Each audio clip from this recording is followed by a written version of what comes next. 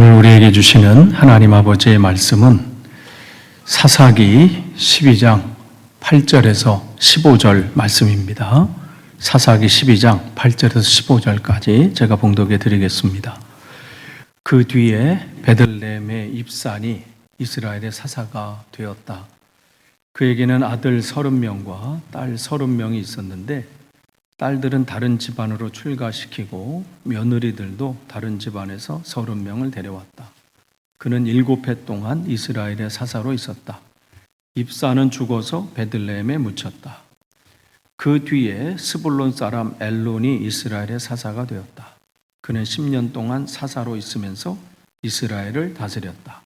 스불론 사람 엘론은 죽어서 스불론 땅에 있는 아얄롯에 묻혔다. 그 뒤에 비라돈 사람 힐렐의 아들 압돈이 이스라엘의 사사가 되었다. 그에게는 40명의 아들과 30명의 손자가 있었는데 그들은 나귀 70마리를 타고 다녔다. 그는 8해 동안 사사로 있으면서 이스라엘을 다스렸다. 비라돈 사람 힐렐의 아들 압돈은 죽어서 아말렉 사람의 산간 지방에 있는 에브라임의 땅 비라돈에 묻혔다. 아멘. 우리가 계속해서 이제 우리 사사기 말씀을 나눕니다. 이 패턴이 계속 이 진행된다는 거 여러분이 기억하셔야 돼요. 이스라엘이 범죄하면 하나님 앞에 징계를 받고 그 가운데 이제 부르짖을 때도 하나님은 한 사람을 세우셔서 그를 통해서 이제 구원을 하십니다. 오늘은 그 이제 사사 중에서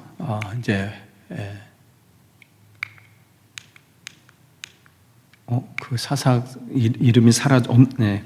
있는 줄 알았는데 없네요. 오늘은 이 9대 사사부터 11번째 사사.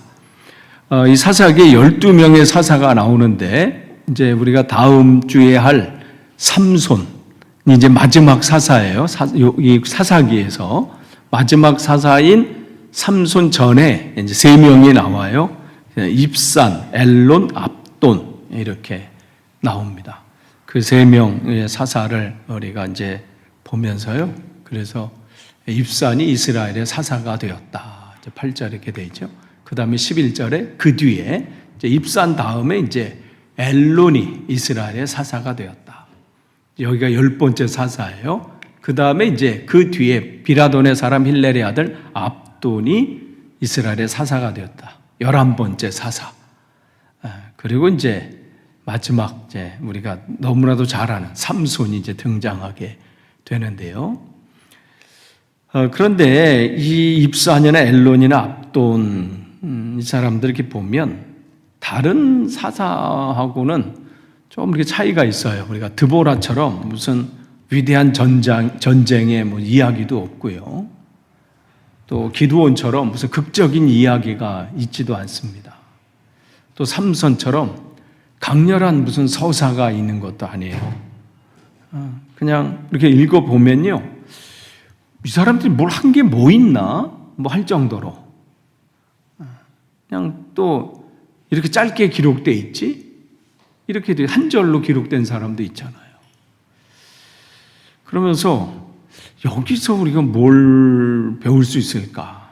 그런데 성경은 쓸데없이 기록된 게 없습니다. 모든 기록은 의미가 있어요. 그래서 굳이 하나님은 오늘 이 3사람 입산, 엘론, 압돈이라는 또 이 사사를 통해서 또 우리에게 하시고자 하는 말씀이 있죠. 그 중에 뭐냐면 이 본문을 통해서 하나님 앞에서 무슨 화려한 업적이나 이러한 사람이 아니어도 하나님 앞에서 우리가 어떤 인생으로 남을 것인가 이 부분을 보기를 원합니다. 12장 8절을 보면 여기 있네요. 이 3사람이. 뒤에 있었네. 입산, 엘론, 압돈.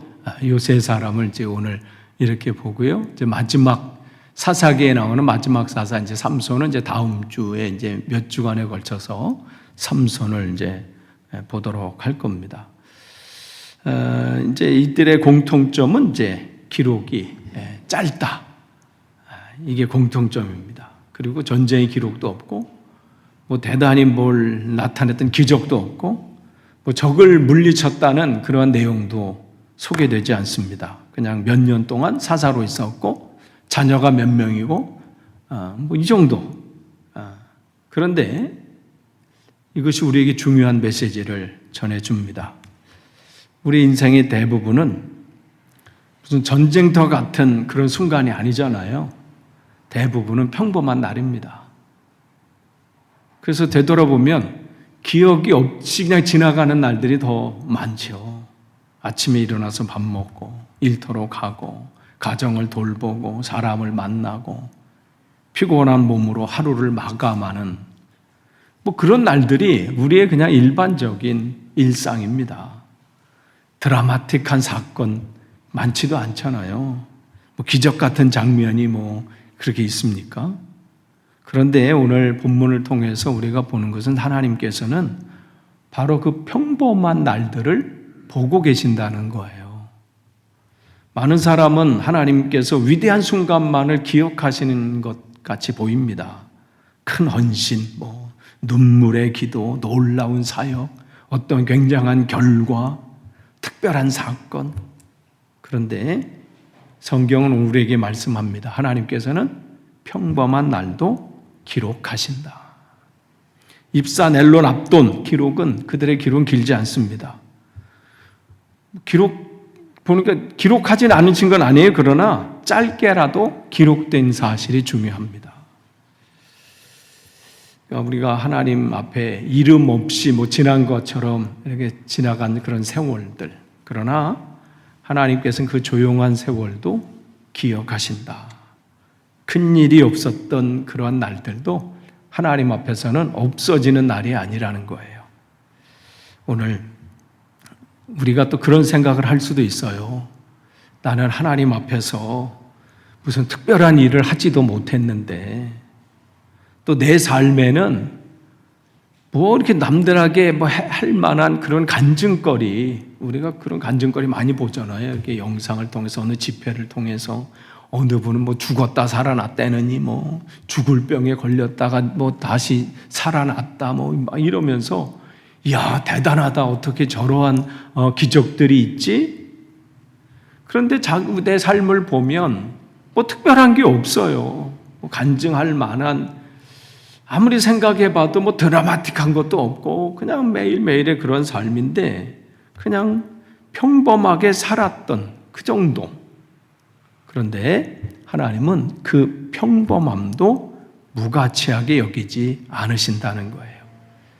오히려 그 매일매일의 그 평범한 날에 무엇을 선택했는지를 보십니다.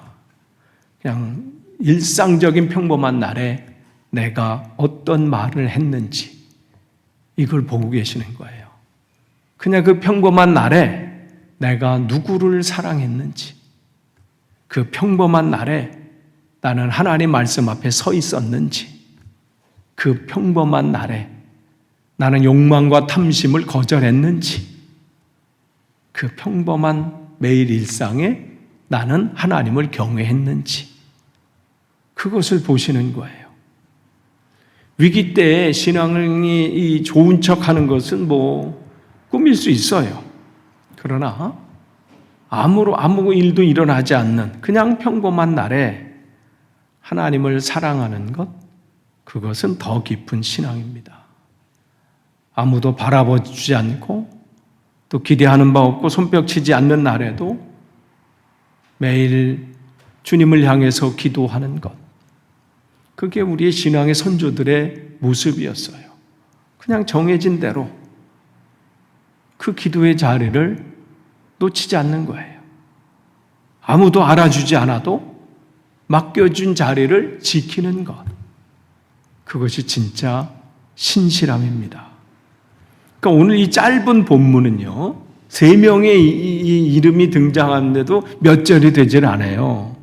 그런데 이 본문은 즉 하나님께서는 우리에게 이렇게 말씀하십니다. 너의 삶이 화려하지 않아도 괜찮다. 그러나 그 평범한 나를 허비하지는 말아라. 이 말씀을 주시는 거예요.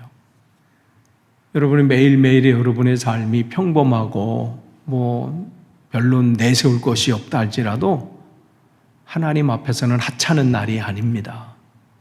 하나님은 오늘 여러분의 하루를 기록하신다는 거예요. 그럼 구체적으로 한번 볼까요? 입산의 9절에 보면 입산이라고 하는 9번째 사사가 등장을 합니다. 그에게는 아들 30명과 딸 30명이 있었는데 딸들은 다른 집안으로 출가시키고 며느리들도 다른 집안에서 30명을 데려왔다. 그는 7해 동안 이스라엘의 사사로 있었다. 입산에 대해서 가장 먼저 기록한 것은 그의 가문에 관한 이야기, 그의 가문이 어땠다. 아들 30명, 또 딸이 30명. 그리고 혼인관계를 통해서 그 집안의 규모가 넓어졌다. 이것만 보면요, 야, 이 사사는 뭐 한 게 없이 자식만 낳다가 말았나? 뭐 이렇게 볼 수 있어요. 그러나 그냥 또한 여기서 보면 밖에 출가시키고 또 다른 명을 또 다른 데서 데려왔다. 이것을 어떤 분은 이거 뭐 이방 민족에서 데려왔다. 그렇게까지 볼 필요는 없어요. 그렇게까지는 안 하고 자기 이 지파 아닌 다른 지파에서 데려왔다. 이렇게 보시면 됩니다. 그러니까 너무 깊이 나가면 안 돼. 여기서 뭔가 찾으려고 해가지고 막 이방 민족에서 데려온 이런이 꼴이 되겠어. 거기까지 갈 건 없어요. 근데 대부분의 이 신학자들은 그냥 자기 지파가 아닌 다른 지파에서 데려왔다. 그런데 그냥 이 가문은 이제 가문이 확장이 되고 또 이런 부분들을 얘기하는 것이죠. 그런데 이 사사 입산을 통해서 가장 두드러지는 것은 아쉽게도 이거 하나님 말씀에 대한 열심이 아니라 그의 삶은 그냥 가문의 규모와 그것을 확장하는 것이 그의 삶의 전부였다는 아쉬움은 있죠. 근데 이 속에 더 깊이 들어가야 될 것은 뭐냐면 그런 부분을 제공하지 못했던 제사장과 레위인들의 문제는 여전히 여기 등장하는 거예요. 하나님 말씀을 하나님께서 레위인들은 특별히 땅을 주지 않고 각 지파에 들어가서 거기서 각 지파에서 하나님 그들에게 신앙 교사로서 세우셨거든요. 그래서 평균 이렇게 내보면 인원과 이렇게 비교해 보면 한 사람이 한 12명 정도 맡았다고 그래요. 그래서 한 사람이 12명에 그야말로 우리말은 예전에 무슨 서당처럼 모여가지고 그들을 하나님 말씀을 가르치는 그 사명을 감당해야 됐는데 그러한 일들이 전무한 거예요. 그러니까 사사들도 마찬가지. 지난주에 우리가 입다에 대해서 봤잖아요. 그도 하나님의 사사로 세울 정도면 그냥 신앙이 뭐 별 볼 일 없는 사람은 아니었지요. 열심히 있는 사람이고 하나님에 대해서 충성을 다하는 사람이었는데 하나님이 이미 말씀을 통해 성경에 그 사람을 번제로 드리는 것은 하나님 내가 역겨워한다. 그거는 있을 수 없다. 그런데도 그거를 하나님 앞에 기도할 정도로 소원할 정도로 지금 신앙이 이 정도 지금 된 거죠. 근데 이것을 통해서 우리가 한번 점검해 볼 것은 이 사람 입산뿐만 아니라 사람 모두가 뭔가를 드러내고 싶은, 남기고 싶은 그런 모습들이 우리가 있어요. 그래서 뭔가를 가지려고 하고요. 내 이름으로 무엇을 남기려고 하는. 그래서 오죽하면 호랑이는 가죽을 남기고 사람은 이름을 남긴다. 그런 말이 있을 정도로 사람은 뭔가를 남기고 싶어 해요. 또한 내 자녀가 얼마나 잘 됐는지, 내 집안이 얼마나 커졌는지, 또 내 영향력, 우리 집안의 영향력이 얼마나 넓어졌고 깊어졌는지 이런 것에 마음이 쓰입니다. 그러니까 이게 잘 안 될 때는 힘들어요. 자녀의 문제도 그렇고요. 가정의 문제도 그렇고 가문의 문제도 그렇고. 그런데 하나님은 그 사람의 규모가 어떻느냐, 그 사람이 어떠한 뭔가를 남겼느냐, 얼마나 대단한 집안이냐, 그 자녀가 얼만큼 대단히 출세했느냐 거기에 관심이 없으시고 그의 삶의 흔적 속에서 하나님 맡겨주신 그 사명의 흔적을 찾으세요. 그래서 마태복음 25장에 주님께서 마지막 때에 오셔서 우리에게 점검하시는 그 내용이 마태복음 25장에 이 비유로 세 가지가 등장하잖아요. 그 중에 하나가 달란트 비유거든요. 각 사람에게는 각 사람 말에 꼴이 있다고 말씀을 드렸어요. 그래서 제가 그래서 꼴값 떠는 사람이 있는가 하면 꼴값을 하는 사람이 있다고 그랬잖아요. 그러니까 5달란트, 2달란트, 1달란트는 그 사람의 크기나 무슨 대단한 역량, 어떤 능력을 얘기하는 게 아니라 그 사람의 꼴이에요. 그러니까 5개의 꼴을 받은 사람은 5개의 꼴값을 해야 되고요. 2개의 꼴을 받은 사람은 2개의 꼴값을 해야 되고, 1개의 꼴을 받은 사람은 하나의 꼴값만 남기면 돼요. 그런데 하나의 받은 사람은 어떻게 꼴값을 떨었죠. 그러니까 우리에게 물으시는 것은 그 부분이에요. 똑같이 칭찬하시잖아요. 5개 남긴 사람이나 2개 남긴 사람이나 착하고 충성된 종아. 내가 작은 일이에요. 너 대단한 일 했다가 아니에요. 우리에게 맡겨진 일들은요, 하나님이 우리가 감당할 수 있는 그냥 작은 일들이에요. 그러니까 여러분 스스로가 나는 뭐가 부족해서 이게 때문에 못해요. 아니, 할 만해서 그걸 맡겨주시는 거예요. 그러니까 하나님 우리에게 마지막에 우리를 대면하시고 물어보시는 것은 다른 사람이 뭐 했느냐가 아니라 내가 주어진 그 시간 속에서 내가 감당해야 될 일들이 있잖아요. 그 일들을 얼만큼 했느냐. 그럼 그게 무슨 일이겠어요? 사랑하는 거예요. 이웃을 더 사랑하는 거예요. 그게 믿음, 소망, 사랑 중에 마지막 남는 건 사랑이라고 하시잖아요. 결국 우리가 남겨야 될 것은 그거거든요. 그러니까 사명의 흔적을 찾으시는데 여기 집안은 뭐 아들도 30명이고 딸 30명이고 뭐 또 딸들이 출가해서 사위가 또 30명이에요. 그래서 다 돼서 며느리도 30명. 그러니까 다 결혼시켰어요. 그래서 며느리 사위가 그냥 다, 그러니까 총 120명이야. 한번 모이면. 자녀, 거기 자식까지 생각해봐요. 이름도 다 모를 것 같아. 안 그러게 30명의, 60명의 자녀 이름 기억 되겠어요, 그게? 저희 셋 때도 처음엔 막 이름 안 나면 그냥 야! 이러는데, 셋도 헷갈려가지고, 그래서 그냥 선동용 이렇게 하거든요, 선동용. 그러니까 그런데도 어떻게 우리도 마찬가지예요. 물론 자녀가 많아지는 건 성경 안에서 복입니다. 자손이 이렇게 많아지는 복이라고 기록되는데, 근데 이 사람의 문제는 뭐겠어요? 이 모든 것이 뭐 아들이 30명이든 딸은 30명이고 뭐 다 출가시켜서 결혼하고 뭐 다 있든 그게 이 모든 것이 하나님의 사명을 감당하는 통로인가 아니면 나를 드러내고 나를 확장하는 수단인가? 이걸 우리는 늘 점검해야 합니다. 우리 마찬가지예요. 교회 안에서도 마찬가지고요. 교인 수가 얼마다, 뭐 교회 사이즈가 얼마다?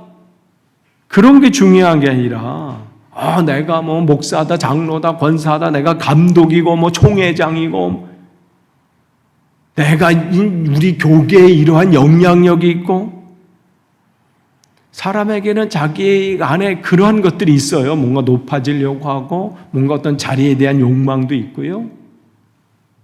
그런데 하나님은 우리에게 묻습니다. 내가 얼마나 더 크게 퍼졌느냐, 얼마나 영향력을 끼쳤느냐, 얼마나 대단한 업적을 남겼느냐가 아니라 내가 그 평범한 일상의 삶 속에 얼마나 신실하게 하나님을 섬겼느냐. 이걸 물어보시는 거예요. 사람들은 그가 뭔가 대단한 거 하면 주목하게 돼요. 주목하게 되고요. 그리고 그렇게 되지요. 그러나 하나님은 그가 아무도 사람들에게 관심이 사도 아니고 대단한 뭔가를 드러내는 삶이 아닐지라도 하나님 우리 개인적으로 우리를 보시면서 매일매일 그 평범한 날에 하루하루를 어떻게 살았는지가 중요하십니다. 또 11절과 12절 보면요. 10번째 이제 사사가 등장을 해요. 그 뒤에 스불론 사람 엘론이 이스라엘의 사사가 되었다. 그는 10년 동안 사사로 있으면서 이스라엘을 다스렸다. 스불론 사람 엘론은 죽어서 스불론 땅에 있는 아얄롯에 묻혔다. 엘론에 대해서는 더 간단해요. 어떤 특별한 사건도 나오지 않습니다. 자녀가 있는지 없는지도 몰라요. 등장하지 않으니까. 그냥 오히려 이 사람이 10년 동안 사서로 있었고 또 다스렸고 또 살다가 죽어서 장사 지냈다. 이면 끝입니다. 그러면 엘론은 아무 일도 안 하고 그렇게 살았던 사람인가요? 이 10년의 세월이 짧다면 짧을 수 있지만 또 그 시간 속에서 맡겨준 그 사명을 자기의 모든 것을 들여서 감당하는 그 시간은 짧지만은 않을 거예요. 본문은 단지 그 시간들, 그들의 그의 시간을 자세히 기록하지 않을 뿐이었지요. 그 속에서 또 하나님은 그 세월들을 보고 계신다는 거예요.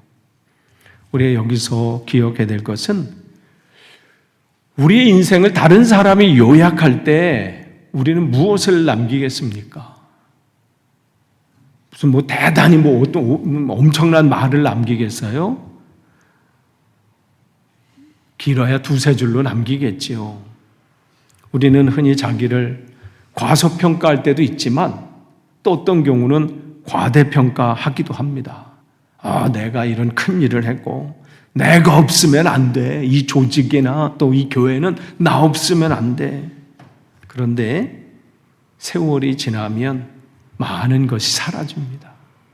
사람들의 기억 속에서도 흐려져요. 그러잖아요. 장례가 치러지면 결혼식은 그 아버지 보고 손님들이 온다고 그러고 장례는 그 자녀 보고 손님이 온대잖아요. 그 집안에 강아지가 죽으면 손님들이 많이 온다는데 그 대감이 죽으면 손님이 별로 오지 않는다잖아요. 그러므로 우리에게 중요한 것은 뭐냐면요. 사람이 얼마나 길게 기억되느냐가 아니라 나는 지금 하나님 앞에 어떻게 서 있느냐 이거예요. 오늘 엘론의 그야말로 이 침묵, 별로 기록되지 않는 그 글 속에 있는 그 침묵은 우리를 겸손하게 만듭니다. 말이 많다고 큰 인생이 아니에요. 드러남이 많다고 하나님 앞에 공헌한 인생이 아닙니다. 하나님께서 말씀하지 않으시면 우리가 자랑하는 많은 것들이 바람처럼 사라집니다. 그러므로 우리는 엘론의 이 짧은 두 절로 그의 인생을 표현하는 이것을 통해서 주님은 내 인생이 얼마나 길게 기록되고 남들에게 무슨 이 자서전을 쓸 만큼 대단한 일을 기록이 없다 할지라도 주님 보시기에 정말 진실한 인생이 되는 것, 이게 중요합니다. 11번째 이제 14절에 보면요. 11번째 사사가 등장해요. 그에게는 40명의 아들과 30명의 손자가 있었는데 그들을 나귀 70마리를 타고 다녔다. 그는 8배 동안 사사로 있으면서 이스라엘을 다스렸다. 한 절로 이 압도는 한 절로 그냥 그의 모든 것이 기록됩니다. 근데 그의 이 압돈의 기록은 그 전에 있는 입산보다 더 눈에 띄는 게 뭐냐면 아들 40, 그 다음에 손자 30명, 그리고 나귀가 70마리. 그러니까 이것은 나귀를 여기서 표현한 것은요, 그 당시 나귀를 타고 다녔다고 하는 것은 어떤 권력과 그런 그 사람의 위치를 표현해 줍니다. 그렇기 때문에 지금 이 집안이 그냥 보통 집안은 아님을 이 표현을 통해서 우리에게 보여줘요. 이 집안은 그래도 그 당시에 세상 말로 좀 힘께나 썼던 그런 집안이다. 이걸 알 수 있죠. 그러니까 일반적으로 이동수다. 지금으로 말하면 이 집안에는 이 자가용이 70대가 되고 이 정도 볼 수 있는데 그 정도에서 떠나서 거기서는 그 당시 그 사람, 그 가문의 지위와 품격, 이런 것을 상징하기도 합니다. 이 나귀는. 그래서 예수님께서 나귀를 타고 입성하셨을 때에 그러한 모습들은 바로 뭔가 저분이 뭔가를 하겠구나 하고 하는 그런 상징이 또 거기에 또 담겨져 있기도 합니다. 그러니까 이 집안이 좀 위세를 또 있고 권세도 있는 그러한 집안이다. 그런데 왜 굳이 성경은 나귀 70마리를 타고 다닌 것을 기록했을까요? 또 30명의 또 40명의 아들이 있고 30명의 손자가 있다. 그 정보만 알려주기 위한 건가요? 여기에도 뭔가 영적인 질문이 있을 겁니다. 사람은요, 힘이 생기면 그 힘을 하나님의 뜻을 위해 사용하기보다는 자기 가문을 세우는데 사용할 위험이 있어요. 부자가 되면 그 부로 이웃을 살리기보다는 자기 이름을 드러내는 데 쓸 위험이 사람들에게 있습니다. 영향력이 생기면 하나님 나라를 세우기보다는 자기 왕국을 세우는 데 쓸 위험이 있습니다. 이게 인간의 오래된 타락의 모습이에요. 그리고 유혹입니다. 물론 이 성경에 계속 말씀드려요. 또 여러분에게도 또 말씀드렸는데 가정도 자녀도 재산도 관계도 다 복입니다.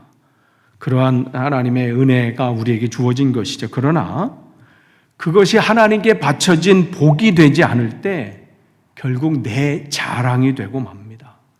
나를 드러내는 재료가 되는 거예요. 여러분, 여러분에게 무엇이 있든지 그게 재정적인 거가 됐든 자녀가 됐든 여러분의 권세가 됐든 어떤 재주가 됐든 건강이 됐든 아니면 뭐가 되셨든 간에 그것이 하나님 나라를 위해 드려지는 것이 되어야 합니다. 왜냐하면 모든 것이 내 소유가 아니에요. 하나님의 것입니다. 물질도 내 것이 아니고 자녀도 내 것이 아니고 다 하나님께서 맡겨주신 것입니다. 그렇기 때문에 직분도 마찬가지예요. 목사가 됐든 장로가 됐든 권사가 됐든 집사가 됐든 뭐가 됐든 그것은 내 명예도 아니고 뭔가 군림하는 자리도 아니라 그 자리는 더 섬기는 자리예요. 그렇기 때문에 제가 거듭 계속 말씀드려요. 그러니까 교회에서 목사가 그렇기 때문에 더 많이 섬겨야 되는 것은 마땅한 일이에요. 그러니까 우리에게 그 일들이 굉장히 중요한 것이죠. 교회 안에서도 마찬가지, 우리의 모습도 마찬가지입니다. 그 직분이 됐든 또 어떤 것이 됐든 한 영혼을 살리는 통로가 되어야 합니다. 그렇기 때문에 오늘 14절을 통해서 주님께서 우리에게 조용하게 질문하십니다. 너는 지금 무엇을 남기고 있느냐? 하나님의 흔적이냐? 아니면 너의 규모냐? 이제 본문의 마지막 부분을 보면요. 입사는 죽어서 베들레헴에 묻혔다. 또 12절에 보면 엘론은 죽어서 아얄론에 묻혔다. 15절에는 압도는 죽어서 비라돈에 묻혔다. 죽어서 묻혔다. 동일하게 세 사람을 이렇게 표현합니다. 사사기에서는 아주 이 부분을 중요하게 기록하고 있는 거예요. 크게 보이던 사람도, 가문이 컸던 사람도, 영향력이 있던 사람도 세월이 지나면 결국 다 죽어 묻히게 된다는 거예요. 그러니까 여러분, 우리가 매일 오늘 그러니까 어떻게 해요? 뭐 오늘 못하면 또 내일 하면 되지. 왜 또 내일도 가니까 또 오늘이라고 하니까. 근데 오늘 지금 이 시간은 여러분에게 마지막 이 시간이에요. 이 시간, 이 순간은 여러분의 평생에 한 번도 오지 않는 그 시간들이죠. 그러니까 우리가 수천 년 살 것처럼 우리는 매일 살아요. 여러분 늘 그걸 기억하셔야 돼요.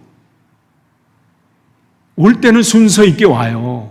여기 보면 순서 있잖아요. 이게 저기. 강경희 권사님 이제 강경희 원사님 58년생이신가요? 57년생? 57, 이제 70. 그러니까 순서가 이렇게 정해있어요. 그러니까 순서가 있잖아요. 이렇게 딱 이렇게 안에 보면. 예? 갈 때는 순서가 없어요. 근데 우리는 순서이시 갈 것처럼 착각해. 제가 먼저 갈 수도 있어요. 순서가 올 때는 순서가 있지만요. 그래서 생일은 다 순서대로 해요. 장례식은요. 제가 이번에 아버지 그 무덤지 찾아서 또 이렇게 묘소에 갔었는데 애들이 있어, 애들. 그 옆에 애기. 10년도 못 산 아이. 그 집안을 이렇게 쭉 같이 이렇게 했는데 애들이 할아버지 있고 뭐 이렇게 있어요. 알았을까요? 할아버지하고 그 다음에 손자가 그렇게 될 줄 알았을까요? 거기선? 그러니까 우리가 매일매일 삶은요, 그렇기 때문에 우리는 그냥 살 수는 없어요. 왜냐하면 어느 순간 주님 앞에 서는 그 순간이 우리는 오기 때문에 그래요. 그렇기 때문에 여러분 주님 앞에 서기 전에 해결할 거 있으시면 빨리 해결하셔야 돼요. 주님 앞에 서서 해결하실 거 있잖아요. 가시기 전에 해결할 거 있으면 아직 기회 있을 때 해결하세요. 아직 여러분에게 이 시간이 주어졌을 때 아직 해결하지 못한 것들이 있잖아요. 관계 속에서 해결하지 못했던 것. 또 하나님 삶 속에서 하나님 앞에 행해야 될 것들이 있다면 행하는 거예요. 나중에는 하고 싶어도 힘이 없어서 못하고요. 하고 싶어도 내 정신이 온전하지 못해서 그것을 하지 못할 그날이 온단 말이죠. 여기서도 이 세 사람이 대단한 일들을 했어요. 뭐 10년을 했고 뭘 했고 자손들이 막 번창했고요. 집안에 대단한 집안이었고, 그러나 어떻게 돼요? 세월이 지나면 결국 다 죽고 묻히게 됐다. 이것은 성경은 사람을 우상화하지 않습니다. 아무리 사사라도 그 리더십을 발휘했던 사람도 때가 되면 부르심을 받습니다. 아무리 세력이 커도요, 하나님 앞에 그 시간이 오면 묻히는 거예요. 아무리 이름이 있어도 흙으로 돌아갑니다. 그렇다면 진짜 중요한 것이 뭘까요? 죽기 전에 얼마나 내가 대단한 일을 남겼느냐, 크게 살았느냐, 이게 아니죠.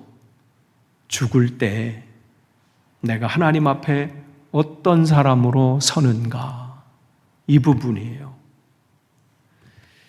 여러분, 여러분의 인생도 어느 순간 한 줄로 요약될 때 있을 거예요. 그럴 때 누군가 우리의 삶을 정리할 때 무엇라고 말할까요? 우리의 가족들이 내 삶을 정리하면서 우리 아빠는 어떤 아빠였나? 내 남편은 어떤 남편이었는가? 무엇라고 말할까요? 우리는 어떻게 기록될까요? 어떻게 기록은 안 되더라도 어떻게 기억이 될까요? 그 사람은 돈을 많이 벌었다. 그는 자녀가 잘 되었다. 그는 직분이 높았다. 그는 사람과의 관계 인맥이 참 넓은 사람이었다. 이 정도로 끝나면 얼마나 허무하겠어요. 그런데 우리 아빠는 하나님을 사랑한 사람이었어. 저 사람은 맡겨진 자리에서 한 영혼을 위해서 기도한 사람이었어. 저 사람은 사람을 살리는 말을 한 사람이었어. 저분은 이름 없이 충성한 사람이었어. 이러한 요약이 남긴다면 얼마나 행복할까요? 오늘 입사넬론 앞둔 이 본문은요, 화려하지 않습니다. 그래서 오히려 더 강력해요. 왜냐하면 우리의 삶도 이 세 사람과 비슷하기 때문에 그래요. 매일 무슨 기적의 중심에 서 있는 삶이 아니잖아요. 그냥 대개는 평범한 날이에요. 그냥 자녀 키우고 맡겨진을 하다가 좀 돈이 있으면 뭐 이렇게 좀 더 하고 없으면 없는 대로 그렇게 살다가 뭐 집사, 권사, 또 목사 뭐 10년 하든 20년, 30년 그 직분 감당하다가 죽었다. 이거 아니겠어요? 그렇기 때문에 이 본문은요, 무슨 영웅 이야기가 아닙니다. 바로 우리 이야기입니다. 오늘 주님 우리에게 말씀하십니다. 네가 눈에 띄지 않는 날에도 나는 너를 보고 있다. 네가 사람들에게 길게 기록되지 않는 뭔가 남지 않는 삶일지라도 나는 내 삶을 알고 있다. 내가 무슨 대단한 것을 남기지 않아도 나의 뜻에 순종한 그 흔적을 나는 기억하고 있다. 그러니까 오늘 우리가 기억을 해야 합니다. 끝을 맺습니다. 오늘 사사기 이 8절에서 15절은 짧은 문장을 통해서 세 사람을 우리에게 소개합니다. 그런데 결코 가벼운 본문은 아니에요. 계속해서 우리에게 묻습니다. 그 평범한 날에, 그냥 조용한 날에 너는 무엇을 하고 살고 있느냐? 너는 무엇으로 기억되기를 원하느냐? 그냥 무슨 집안의 가문, 또 우리 자녀가 이렇게 살았고 이런 일들을 했고 남들에게 자랑할 만한 그런 자녀를 뒀고 그것을 남기려느냐, 아니면 하나님의 뜻을 남기려느냐, 아니면 그저 그냥 내 이름을 남기고 내 이름으로 사는 삶을 살겠느냐, 아니면 사명으로 살겠느냐. 우리 인생도 언젠가는 요약될 겁니다. 그날 하나님 앞에서 너는 내 앞에서 신실하였다. 이 말씀을 듣는 인생이 되어야 되지 않겠습니까? 우리가 정해진 시간 속에 우리가 살고 있어요. 그날이 오면 우리는 주님 앞에 서서 주님, 내가 하나님 앞에 진실하게 살려고 애썼습니다. 내가 맡겨준 사명 그래도 감당하려고 몸부림쳤습니다. 그러한 고백이 저와 여러분에게 담대히 나오기를 축복합니다. 기도하겠습니다. 하나님 감사합니다. 오늘 세 사람의 사사를 통해서 우리의 삶을 되돌아봅니다. 나의 삶은 지금 어떻게 기록되어져 있고 또 무엇을 남기고 있습니까? 주님이 보시는 이 평범한 삶 속에서 나의 모습은 어떠합니까? 우리에게 주어진 시간 하나님 다 사용하고 나면 주님께서 우리를 부르실 텐데 그 앞에 설 때 나는 어떠한 모습으로 서야 되겠습니까? 아직 시간이 있고 기회가 있을 때 정리할 것은 정리하게 하시고 해결할 것은 해결하게 하시고 또 감당해야 될 것은 감당할 수 있도록 또 하나님 세월을 아낄 수 있는 지혜를 허락해 주십시오. 예수님의 이름으로 기도합니다. 아멘.